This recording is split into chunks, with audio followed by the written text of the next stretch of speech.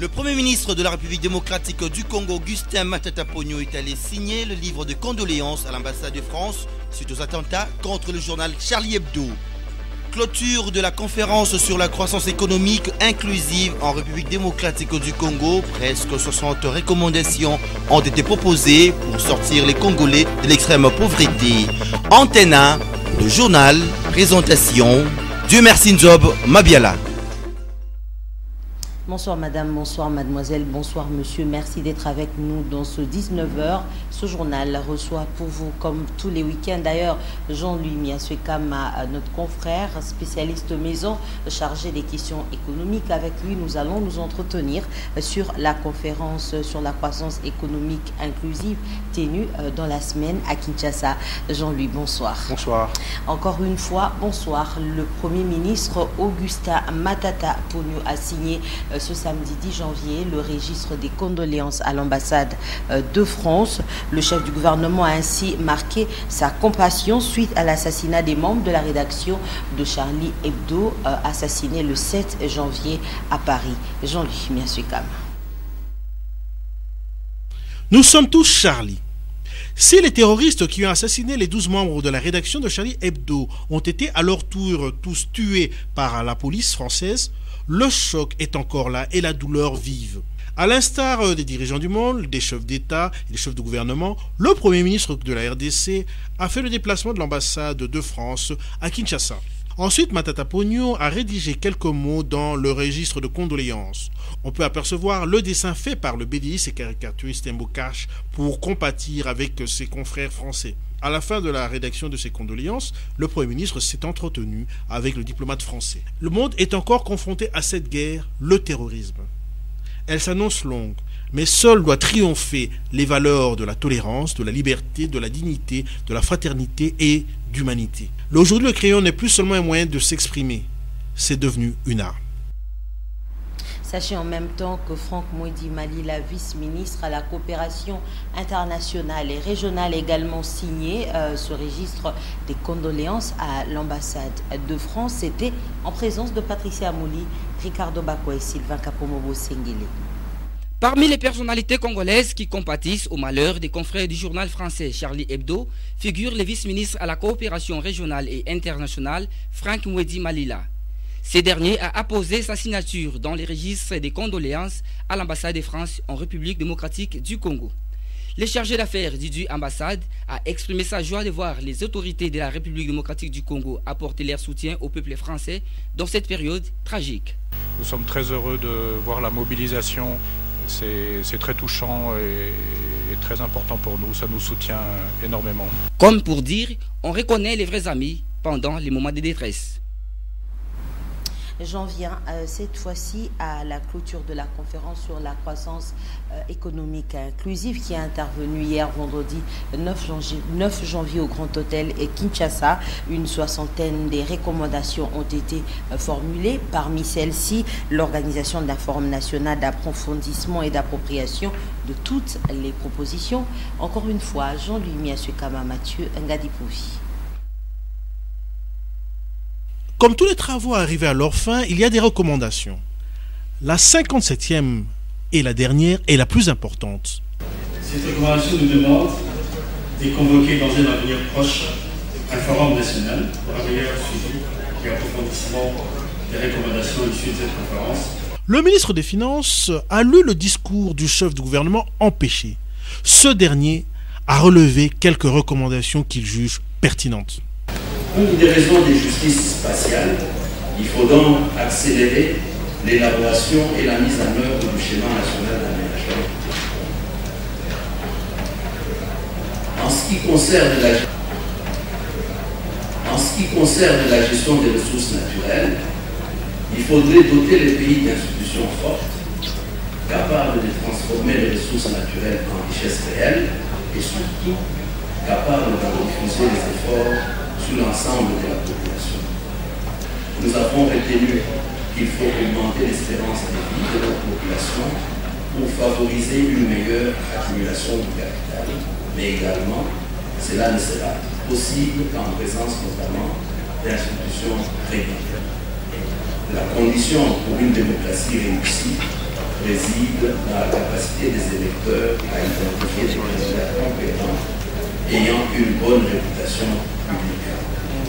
Le chapitre environnement n'est pas en reste. Vous avez mis en évidence la nécessité d'exploiter les ressources naturelles dans l'optique d'améliorer les conditions sociales de la population. Conserver les ressources à l'état naturel serait contraire à l'évolution des humains. Il faut donc éviter de tomber dans les pièges du conservatisme stérile et applaudissant. Le niveau de ces travaux a été relevé et ses recommandations pertinentes. Mais le compte à rebours a commencé pour le gouvernement qui doit vite passer à l'acte pour appliquer ces recommandations. Jean-Louis Miasukama, je serai à toi tout à l'heure, mais dans ce reportage que tu nous proposes, tu nous donnes de suivre le professeur émérite français de l'Université Paris 1 Panthéon Sorbonne, Roland Pourtier, ce géographe qui connaît bien la République démocratique du Congo, explique comment le pays peut arriver à une croissance économique inclusive. Il serait extrêmement important de rompre avec le système exclusif de l'économie rentière, fondé sur l'exportation de matières premières, pour une diversification de l'économie à base d'agriculture, à base d'industrie de transformation, d'industrie manufacturière. Je crois que le défi, le véritable défi de la RDC pour les années et les décennies qui viennent, se trouve là, dans cette diversification de l'économie. Et ce ne sera possible que si, dans le même temps, il y a un aménagement du territoire qui permet à l'ensemble des régions qui actuellement sont très désarticulées de retrouver une cohérence d'ensemble. Et de façon à ce que la production ou les productions dans telle ou telle région du pays puissent être mises en connexion avec les lieux de consommation. Il faut donc rompre avec une économie d'exportation, tout en conservant bien entendu les devises qui sont liées à l'exportation des ressources minières, mais il faut rompre avec un modèle qui est trop exclusivement fondé sur cette exportation et développer le marché intérieur. Et ce marché intérieur, c'est fondé sur l'agriculture, l'industrie, les services. Et enfin, il y a un autre point qui a été soulevé par de très nombreux intervenants, c'est l'aspect institutionnel, l'aspect du droit, l'aspect de la justice. Il y a une nécessité de renforcer les capacités institutionnelles du pays.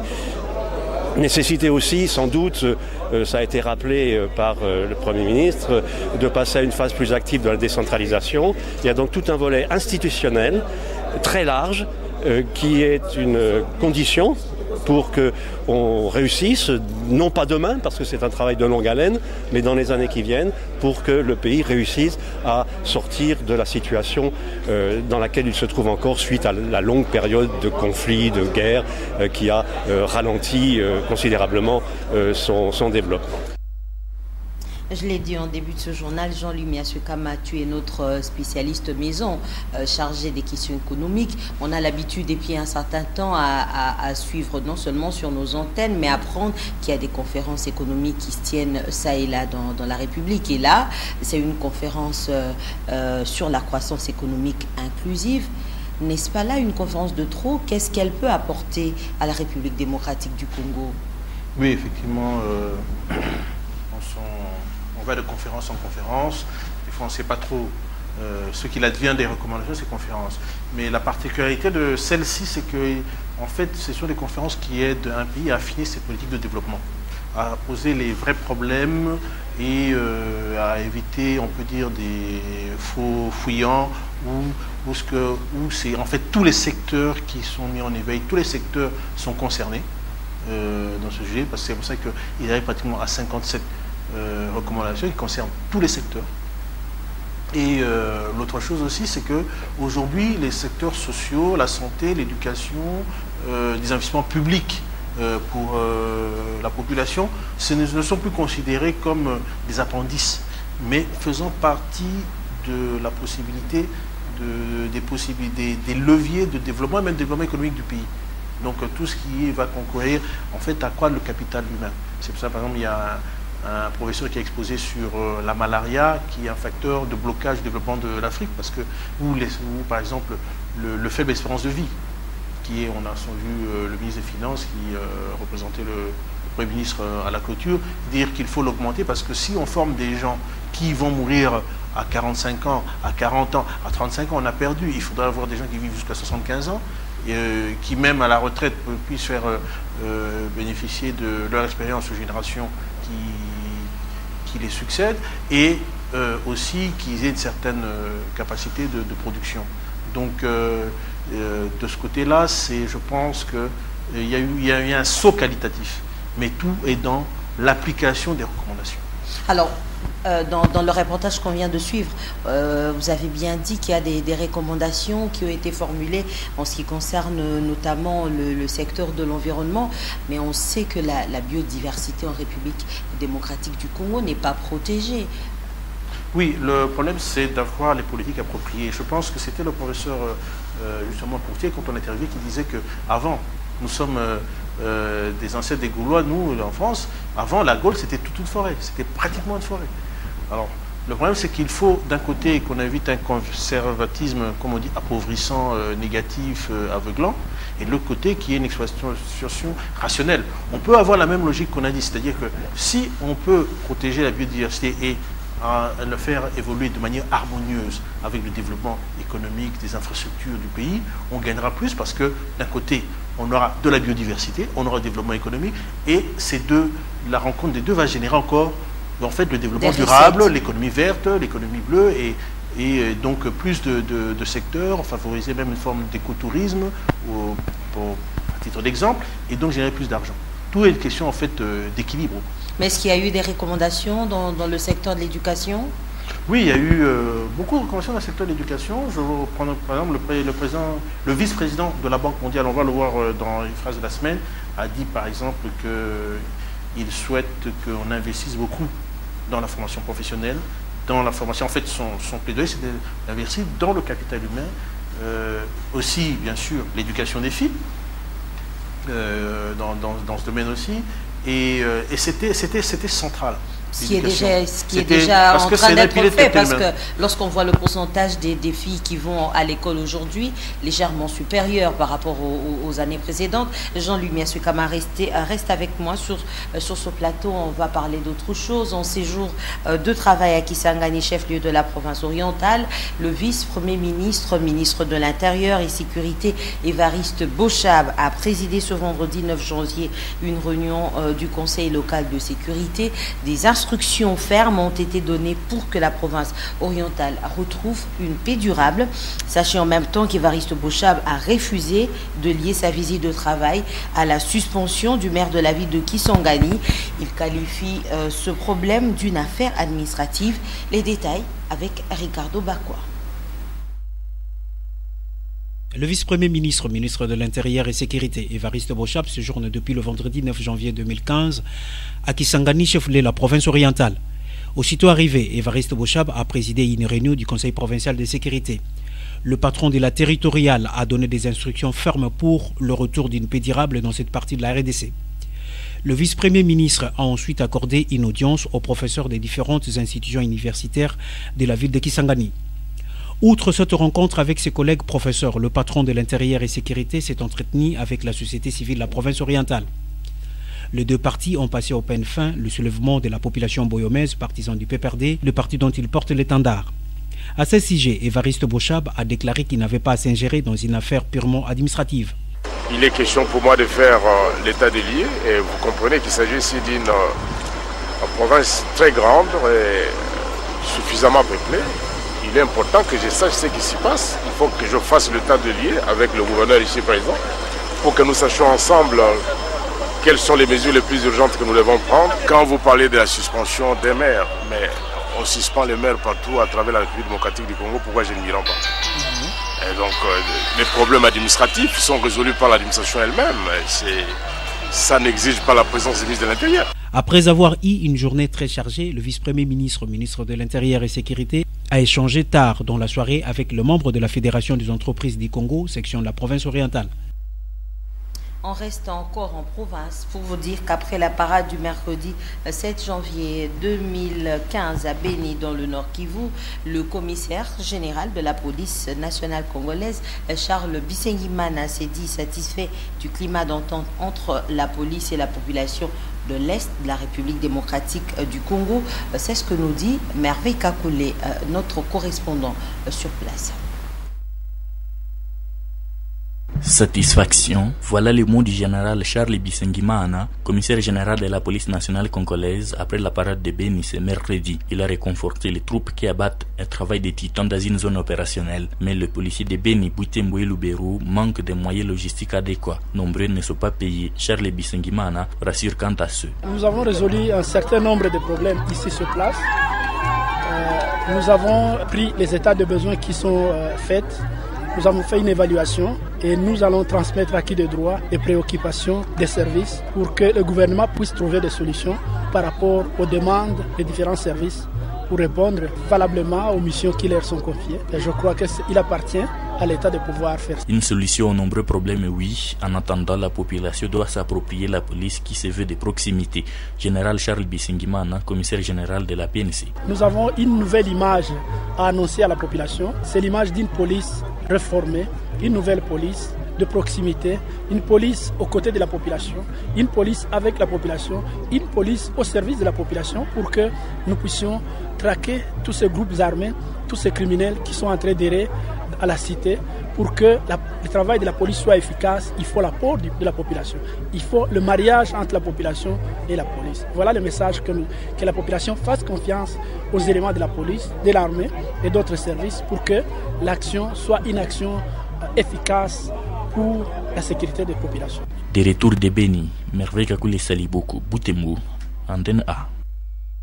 Et puis dans la journée d'hier, le collectif des ONG pour la bonne gouvernance a fait à l'hôtel Malaïka le bilan de l'exercice des droits et libertés citoyens en République démocratique du Congo pour l'année 2014. Dans son ensemble, ce bilan est négatif car le tableau est sombre. C'est ce que nous fait dire Polidan Gaziami. Une année se clôture non seulement par des festivités, mais aussi par un bilan. Un bilan qui permet non seulement de mesurer le degré d'avancement et de régression, mais aussi de rectifier le tir. En matière d'exercice des droits et libertés des citoyens, l'année 2014 présente un tableau sombre selon l'inventaire non exhaustif du collectif des ONG pour la bonne gouvernance en RDC. Exemple à l'appui.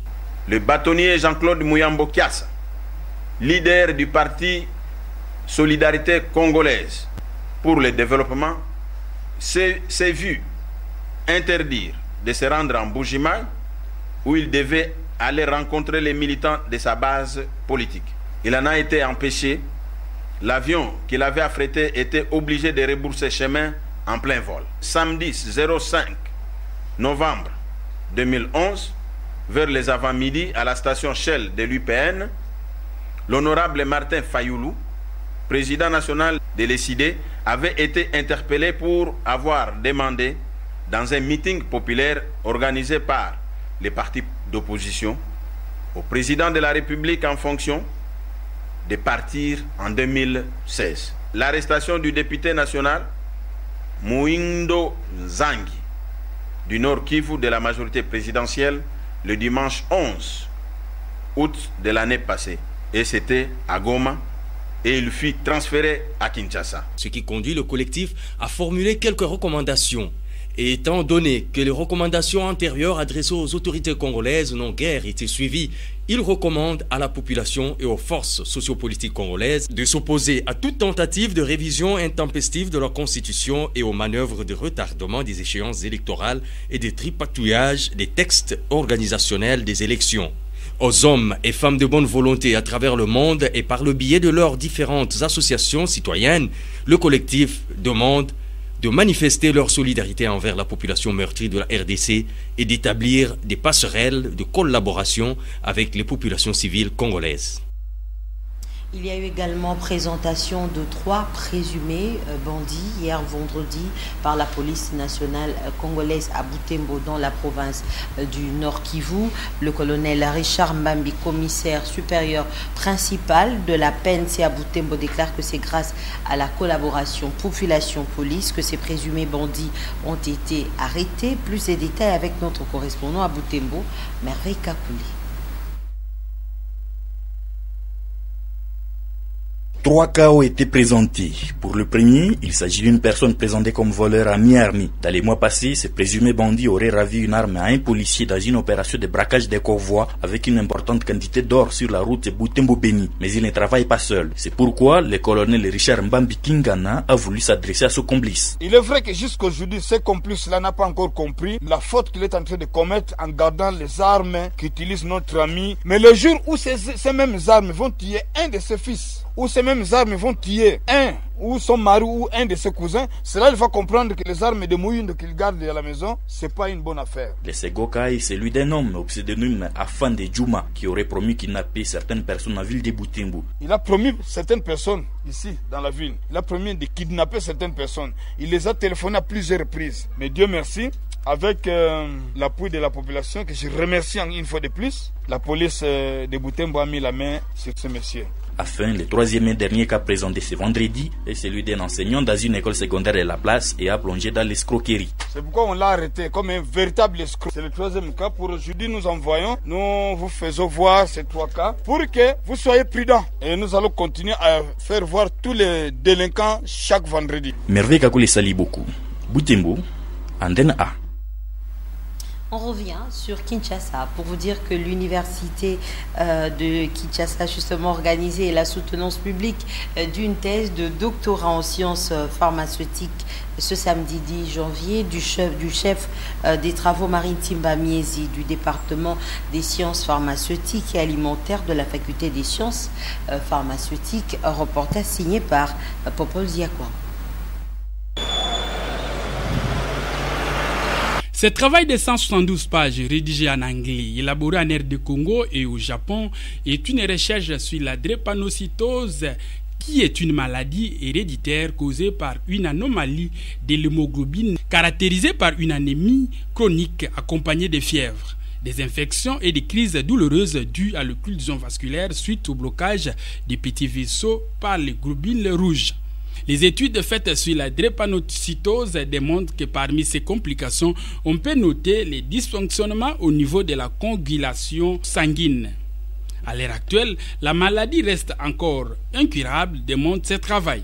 En conclusion, cette étude a révélé des propriétés pharmaco-hématologiques intéressantes qui pourraient justifier l'utilisation de ces recettes dans la prise en charge des malades drépanocytaires en médecine traditionnelle. Nous avons fait cette étude justement pour redonner cette confiance, pour dire que dans la biodiversité de notre pays, il y a beaucoup de plantes. Il y a beaucoup de choses qu'on peut exploiter, mais qui restent encore là inexploitées. Donc cette étude, nous l'avons fait dans ce cadre, tout d'abord pour remettre cette confiance. Quand on voit la plupart des médicaments que nous utilisons, c'est venu des substances naturelles, c'est venu des plantes médicinales.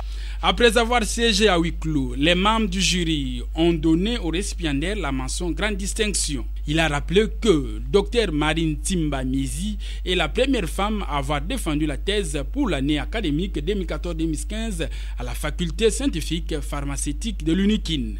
Comme la France a son couple scientifique Pierre et Marie Curie, la RDC a aussi son José et Marie Lamy, qui travaillent dans un même laboratoire. Ce travail, défendu avec brio, a été initié et co-dirigé par son mari, professeur Lamy José, après une recherche de longue haleine. Eh bien, ça n'arrive pas tous les jours. Dans un autre registre, la société civile de la République démocratique du Congo souhaite voir en 2015 un changement notable dans l'orientation de l'avenir des Congolais et participer à l'Action mondiale 2015 pour des décisions qui favorisent des populations les plus vulnérables de la planète. C'est dans cet objectif qu'une coalition des organisations de la société civile a été mise sur pied. Elle a tenu sa première réunion avec les médias ce vendredi 9 janvier à l'hôtel Soutani à Gombe. Alain Kyuka et Blaise Alunda étaient présents pour le compte d'antenne. 2015, c'est le point de chute pour l'atteinte des objectifs du millénaire pour le développement. C'est aussi une année de grands enjeux puisque 2 rendez-vous importants au cours de cette année pourraient changer le cours des événements et de l'histoire de la planète. D'abord, au mois de septembre, les Nations Unies vont fixer de nouveaux objectifs pour s'attaquer à la pauvreté, aux inégalités et à la destruction environnementale. Ensuite, il y a le sommet sur le climat prévu au mois de décembre à Paris. Conscientes de tous ces enjeux, les organisations de la société civile ont décidé de mener avec l'appui de World Vision des actions communes de plaidoyer en faveur du processus de développement post-2015. Ceci à travers le mouvement Action 2015. Par rapport à notre stratégie, nous avons déjà identifié, je vous donnerai l'exemple de Kinshasa, on va descendre dans les districts. Il y a des sites que nous avons identifiés et nous avons établi les points focaux des districts pour mobiliser le plus d'organisations possible. Et chaque fois, nous allons descendre dans les districts pour donner l'information, pour recueillir les desiderata et échanger les discussions, prendre les discussions, évaluer et voir dans quelle mesure nous allons enrichir notre argumentation pour aller discuter avec les politiques.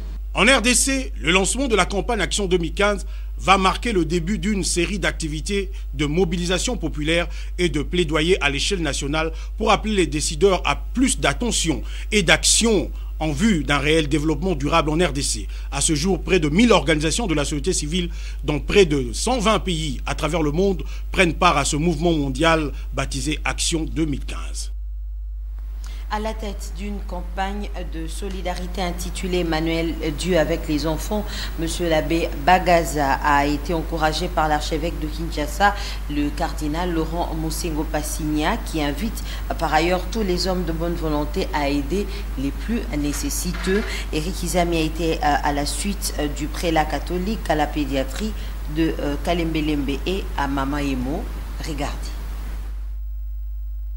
Une de bonnes façons d'exprimer son amour à Dieu est de l'éprouver aux autres. Monsieur l'abbé Bagaza, à la tête d'une campagne de charité dénommée Emmanuel Dieu parmi nous, a été récemment reçu par le cardinal Laurent Mosengo pour recevoir des encouragements. Je l'encourage et j'encourage les chrétiens, au besoin tous les hommes de bonne volonté, à donner ce qu'ils peuvent, chacun, en espèces, en nature, pour qu'on puisse aider les enfants démunis. Ensuite, ce prélat catholique est allé encore une fois à la rescousse des enfants internés à la pédiatrie de Kalembelembe dans la commune de Lingwala. Merci à Dieu qui s'est souvenu de moi au travers de vous. Que ce même Dieu-là pense aussi à vos familles. Merci vraiment. Autant certaines mères de bébés insolvables à l'ex-Mama Emo, l'hôpital Saint-Joseph et ailleurs ont vu leurs factures honorées et ont repris les sourires par ce geste de charité. Le mot d'ordre qui résume toute la pastorale de son éminence ici à Kinshasa, c'est Kinshasa, réveille-toi, brille de la lumière du Christ. Dieu parmi nous ne peut l'être que quand nous le témoignons en parole et en acte. Et les Saintes Écritures diront avec raison qu'une foi sans œuvre est une foi morte. Et d'ajouter, l'on connaîtra l'arbre par ses fruits. Et oui, avant de terminer ce journal, Jean-Louis Miaswekama vous propose la première phrase de la semaine de l'année 2015. Il vous emmène dans la suite du Premier ministre et à la conférence économique inclusive avec la parole d'un expert. Il y a des images comme le Premier ministre en visite.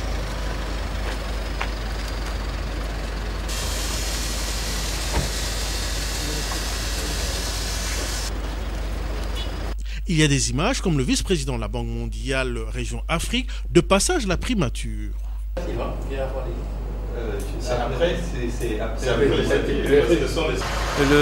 Premier ministre qui fait un travail excellent, d'excellente qualité, a encore une fois clarifié les priorités du pays que sont l'agriculture, la question de l'aéroport de Goma, la question de financement de lignes de transmission pour le parc agricole. Il y a des images comme celles des caméramans qui se bousculent pour filmer. Et profiter de l'ensemble de la population, dans les domaines de l'éducation, dans les domaines de la santé, dans les domaines de l'agriculture, dans les domaines du développement routier, dans les domaines du développement. Il y a aussi une formule. L'État déroute signe la déroute de l'État, c'est un jeu de mots. Il y a son explication. mais c'est pour insister profondément sur la nécessité d'une priorité à donner aux infrastructures. J'y crois profondément, je suis géographe et je pense que le développement ne peut pas se faire hors sol. Hein. Les hommes ont les pieds sur terre, et la tête dans les nuages peut-être, mais les pieds sur terre, et donc les infrastructures de transport. Et quand même, c'est extraordinaire, ce pays qui dispose d'un réseau de voies fluviales et de possibilités de navigation uniques en Afrique. Ce pays n'est pas en mesure actuellement de valoriser ce potentiel. Il y a un effort à faire qui n'est pas excessivement coûteux pour réhabiliter ce réseau de voies navigables. C'est déjà amorcé, mais bon, le travail n'est pas terminé. La semaine prochaine, une autre sélection, la mienne, 2 mots d'images. Jean-Louis Miaswekama, nous sommes à la fin de ce journal. Peut-être un dernier mot. Oui, un dernier mot. Comme vous avez une certaine sensibilité en matière d'éducation, donc je disais que le vice-président de la Banque mondiale, Mactar Diop, qu'on a vu dans phrase de la semaine, est venu juste pour le temps de l'après-midi pour intervenir et puis voir quelques autorités. Et il a parlé de chômage, travail, marché du travail et exclusion. Alors, parmi les recommandations qui ont été tirées de son exposé, on a dit qu'il faut investir de manière solide dans la formation technique et professionnelle et la santé pour augmenter la productivité du capital humain. C'est une des recommandations. Une autre, c'est changer la composition de l'éducation avec une orientation forte sur les sciences et les technologies en vue d'améliorer l'accès et la qualité de l'éducation. Et donc, dans l'ensemble, aujourd'hui, c'est qu'on revient donc au gouvernement de vite mettre en pratique cela et de trouver comment le faire, parce qu'on a aussi parlé de la décentralisation, on a parlé de pas mal de domaines, même des erreurs historiques de la colonisation dont souffrent certaines régions encore du pays, par la méthode de léopoldien, main coupée, donc c'était une chose assez vaste, d'assez haut niveau. Alors ça serait vraiment dommage que le gouvernement et les gouvernements qui suivent ne tirent pas profit de ces recommandations et les mettent vraiment en pratique parce que c'est pour changer le cap, c'est-à-dire amorcer un véritable développement. Merci Jean-Louis Miaswekama, je l'ai dit en début du journal, vous êtes chargé du desk économique.